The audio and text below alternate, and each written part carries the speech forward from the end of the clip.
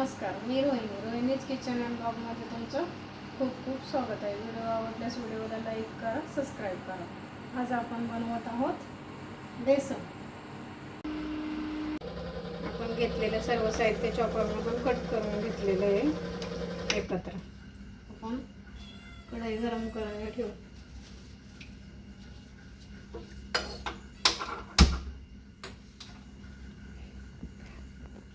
तेल टाकूया.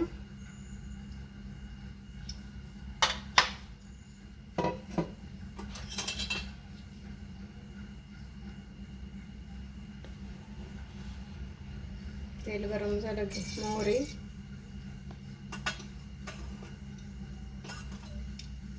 जिरं,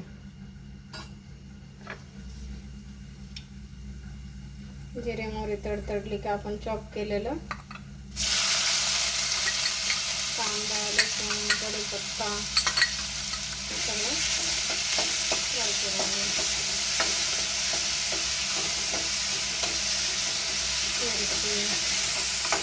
कढीपत्ता चॉपरलाच कट करून घ्यायचा. म्हणजे चॉपरने नाही करत सुरीने बारीक चिरून घ्यायचा. हो, जेणेकरून कढीपत्ता चिरून टाकला ना की आपण बाहेर काढून नाही टाकत, त्याची टेस्ट चांगली करते. आता हे चांगलं आपण परतून घेऊया नॉर्मल ब्राउनिश कलर येईपर्यंत. आता आपलं सगळं मटेरियल छान ब्राऊन कलर येईपर्यंत परतून घ्यायचं. आपण हळद टाकू.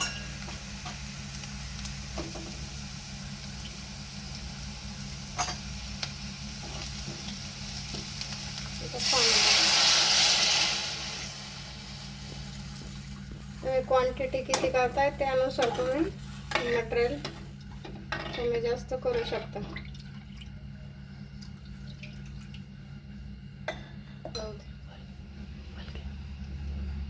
मीठ टाकून घेऊ.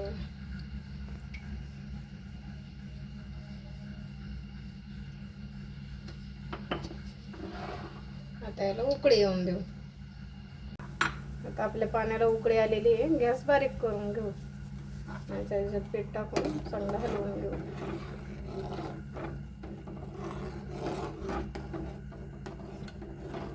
गुठळ्या होणार नाही, जेणेकरून अशा पद्धतीत चांगलं हलवून घ्यायचं.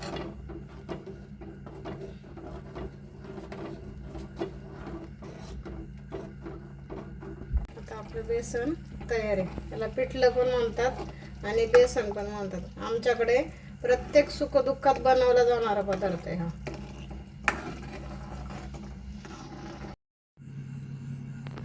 आपलं बेसन भाकरीचं जेवण तयार. खाताना वरतून थोडं कच्चं तेल घ्यायचं बेसनात, त्याच्यामुळे बेसनाचा स्वाद वाढतो.